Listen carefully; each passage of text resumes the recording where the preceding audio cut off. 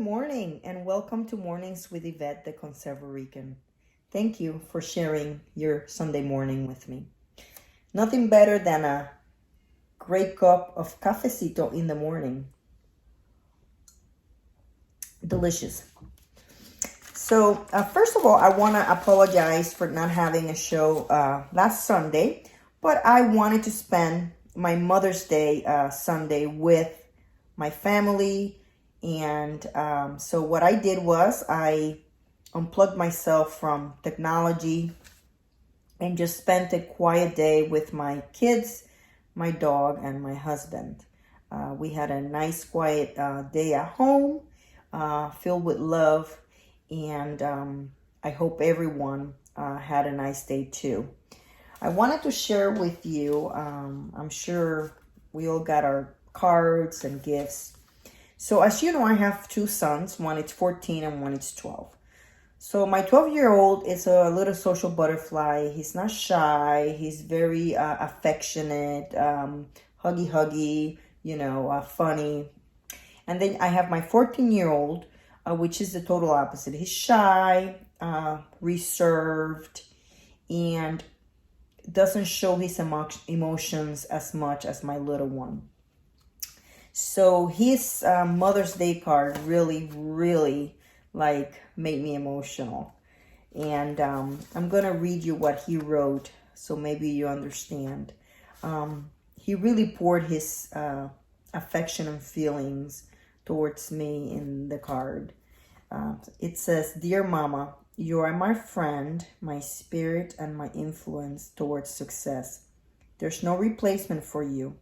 You're the best and will be the best forever. Happy Mother's Day. Love, Zachary." So, see, I'm getting emotional again. This really made my heart sing because, like I said, he's not one to show affection all the time, but he really poured into this card exactly how he feels about me, and it makes me feel loved and proud of him. So to all the mothers out there, I hope you had a wonderful Mother's Day. I did.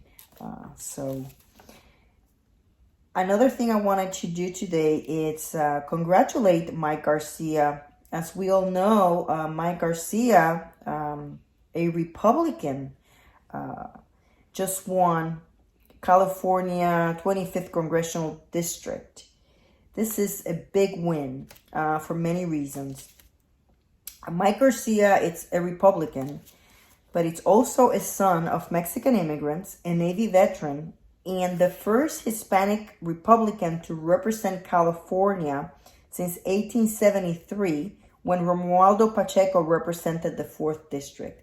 This is a great win for Republicans, and it's even a greater win for Hispanic Americans. We need more representation in Congress. We need to get more involved in politics. We need to get involved in the process. We need to have a voice. We need to make sure that we register to vote. We need to make sure that when the time comes, we go out and vote. We need to make sure to do our own research and make sure that we're voting for those that are going to work towards what we want. I am a small business owner, so I'm always for lower taxes. I'm always for less government. I'm always for just better opportunities for me to be able to make as much money as I can. We shouldn't be restricted. Government is not responsible to support me because, first of all, government doesn't have any money. It works with our money, with the we the people money. So those who think things are free, nothing is free. It's being paid for by our taxes. And those that own small businesses know that we get taxed a lot. Actually, until President Trump came along, we were paying much higher taxes. Now, President Trump came in, and last year was the first year that I saw a little bit of relief on my taxes, and I appreciate that very much because the more money that's in my pocket, meaning that stays in my business, it's the more money I can give to the community, the more money I can pay out to my employees, the more I can invest in my business, and the more good I can do instead of the government just spending my money and wasting it, which is what they're good at. So we know what's best for our family. You know what's best for your family. I know what's best for my family. So according to what you want to accomplish, just read the platform of your candidates. Read what each party it's all about. The reason why I'm a Republican, I already said in my first video, but it's because I believe in what the Republican Party platform says: less government, lower taxes, and all those things. I am pro-life, Second Amendment right. I believe in that. I believe in the Constitution. So freedom of religion. I believe in all those things, and because of that, I am a conservative and I vote Republican. So what I say to you is, I'm not here preaching politics or telling you how to vote. What I'm saying to you is that you got to do your own homework and see what is important to you, and then vote according to that. Don't vote because somebody tells you to vote for somebody. Don't vote because the media tells you that this is good and this is bad. Only you can make that decision with information that you can gather, you can research, you can have conversations, and then after that, then you make your decision and then you go out and vote.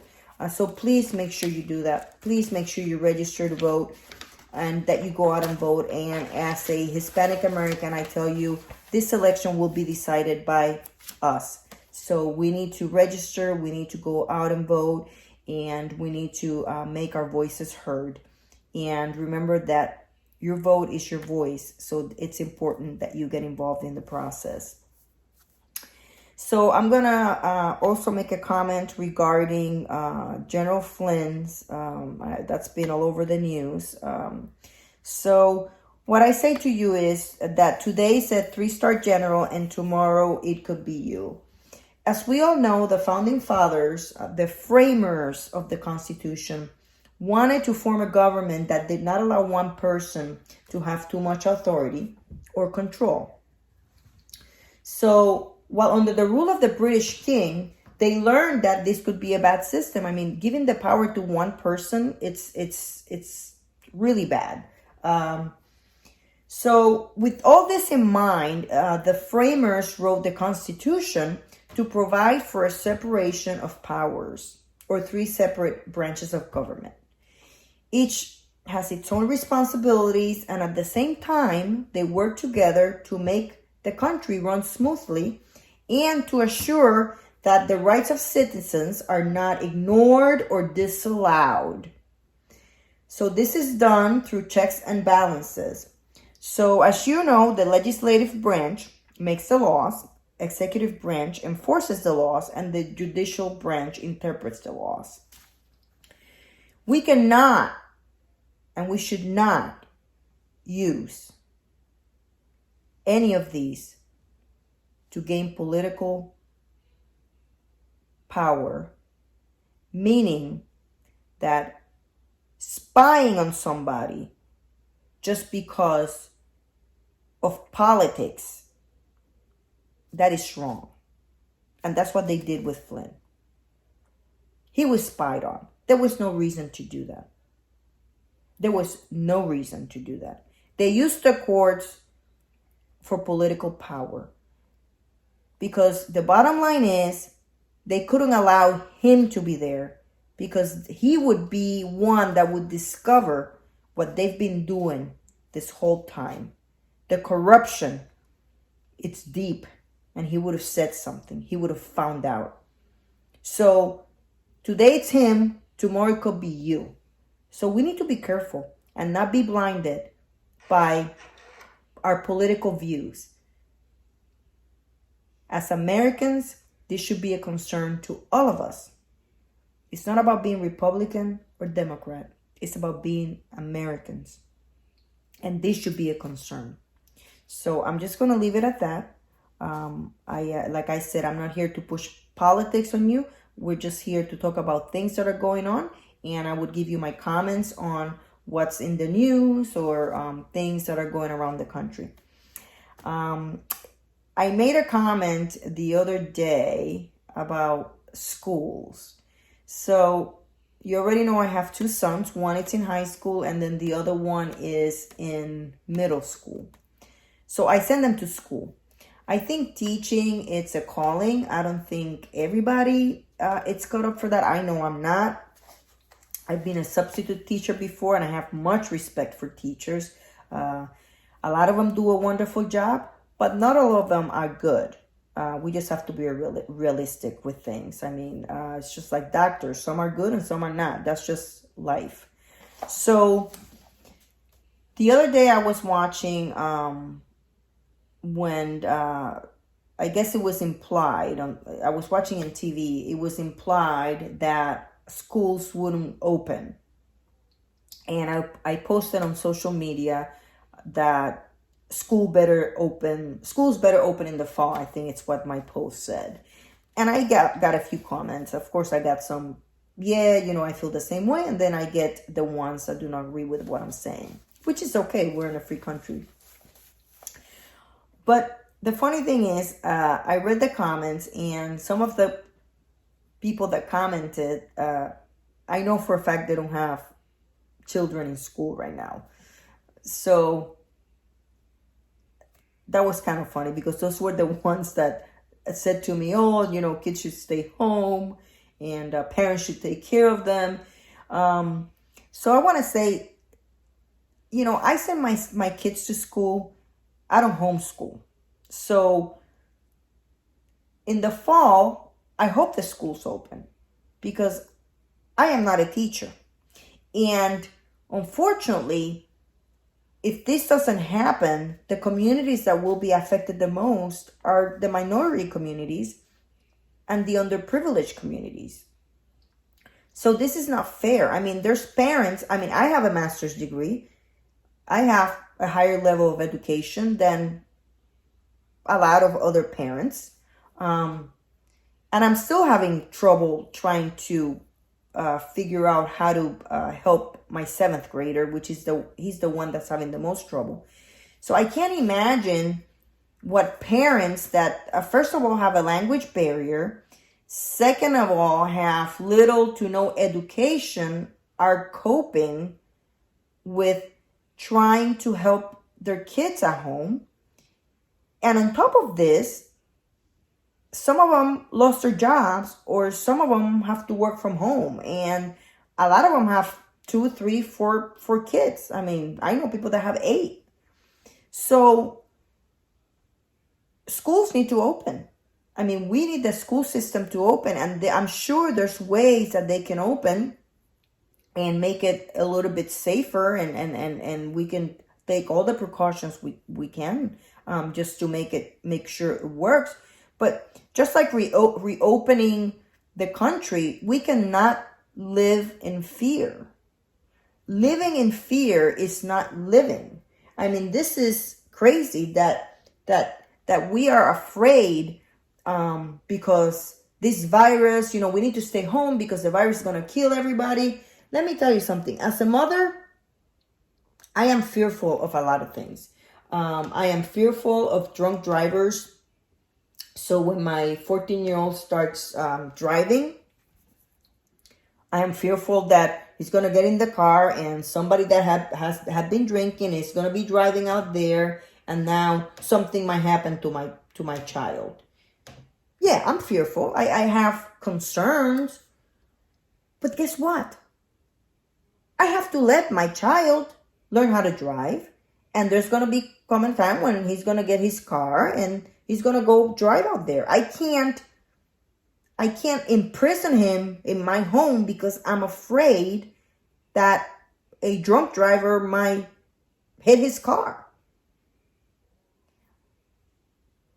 Let's go with food. Okay, so some foods, they say, cause this, and you could die from eating those foods, and you shouldn't be eating those foods. So now, fearful. So what are you going to do? I mean, we cannot live in fear. As a mother, I have children, and yes, I'm always afraid that something is going to happen to them. I always want to protect them. I always want to keep them safe. But guess what? I can't imprison them in my own home. I can't be there 24 hours a day watching over them. I have to let them fly away. I have to let them be free to make their own mistakes and to live their own lives. That's what it's all about. So we need to conquer the fear that they're feeding us, the narrative that we're all going to die and this is going to be like the worst epidemic ever. I mean, they make it sound like it's the end of the world. This needs to stop. First of all, the numbers don't add up to all the narrative that they've been saying that, oh my God, this is going to be like, I don't know, millions and millions of people dying. They don't add up. Second of all, when you hear all these people that are going to gain financially from this, then it makes you wonder.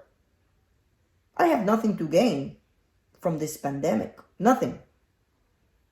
I have much more to lose.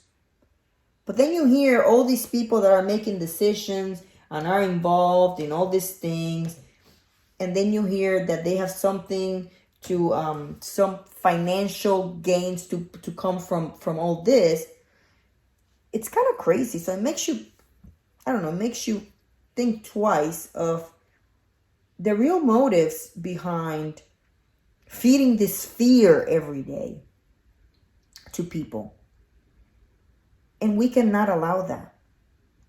In this, if we let fear take a hold of our lives, we're not going to live. We're going to be like dead.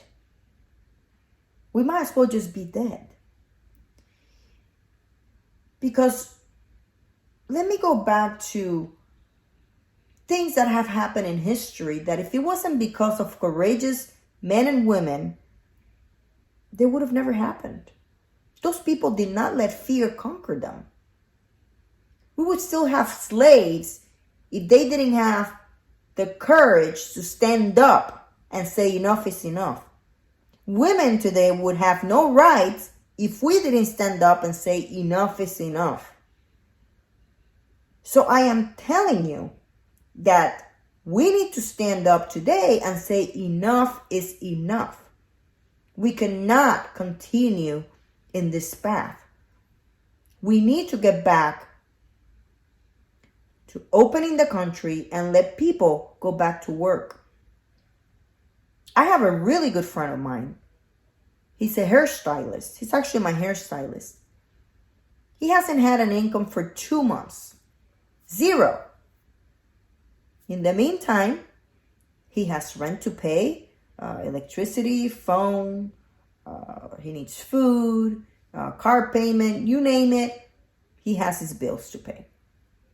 0 income for 2 months. He applied for unemployment. Hasn't heard anything. For some reason, they said he didn't qualify for the $1,200 check from the IRS. He called the bank to see if he could do something with the SBA. They told him no because he wasn't set up as a business. There was always an excuse. Well, bottom line is he's in 0 income. He's had to go to food pantries to get food. He's had to go other places to get help because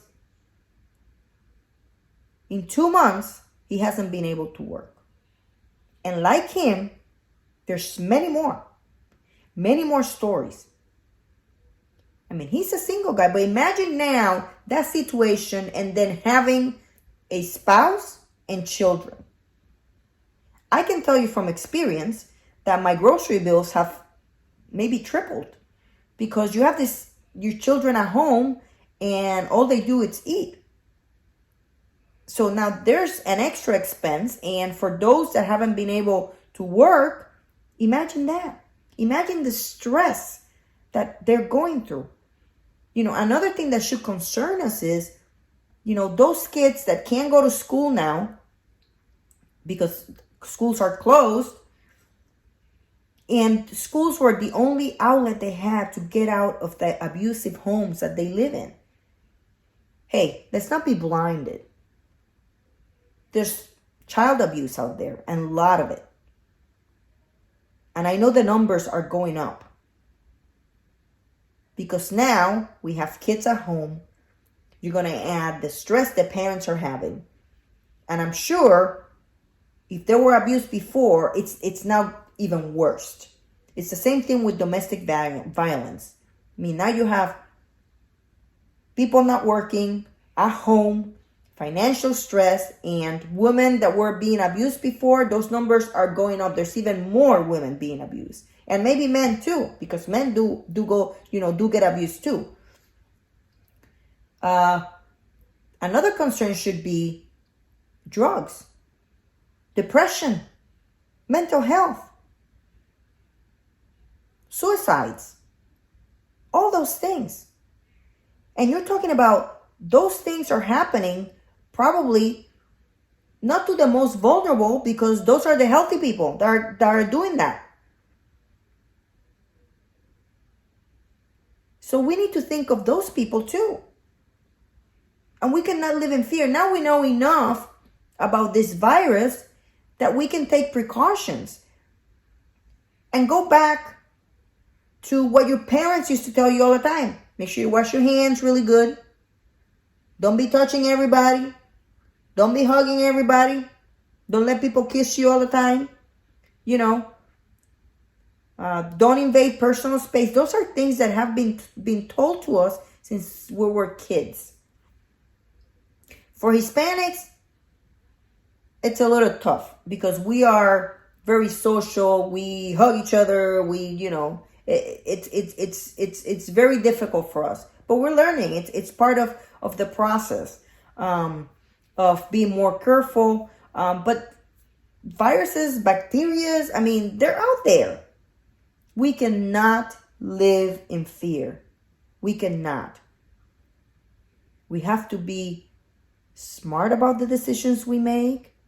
And fortunately enough, we live in a country that we have rights and we have freedom.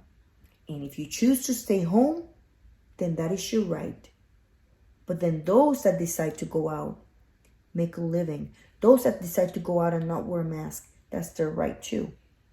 We just need to respect each other. The Constitution gives us, it's a document, and that document, it's all about our individual rights. We're not a collective country. Our rights are based individually. So, and they're God-given rights. So, saying that, do not live in fear. Don't let the media feed you that negativity and that narrative that to scare you. Because we might never be able to come back from this economic disaster. And the truth is, I believe in my heart that if this continues, the only person that can bring us back to a healthy economy is Donald J. Trump. That's my opinion. You can disagree. I respect your opinion, but that's my opinion. He's a businessman. And when you own a business and you run a business, it's all about making sure that you do not waste money and making sure that you make profits. We need to stop bailing out these Democrat states. Those states were gone because they have too many social programs that, to be really honest with you, do not benefit American citizens. So we need to stop. We the people, they work for us. We do not work for them. And it is time that we stand up and remind them that they're there because we put them there. And just as we put them there, we can take them out. This is why it's important that you go out and vote. Because I think they forget that the power, it's to the people. We put them there so they could make decisions that would benefit us. We didn't put them there so they could become billionaires and take care of their billionaire friends. Because now we're left behind. The working class has been left behind. And it's time that the sleeping giant wakes up and takes control back to we the people. So remember that. Make sure you register to vote. Make sure you go out and vote. It is extremely important. The future of this country is at stake, and we see it every day. Don't let the government, do not allow the government to tell you what's best for your family. Because only you, the person that loves your family, knows what's best for them. We're only numbers to the government. Only numbers. Family, it's everything. So remember that when you go vote.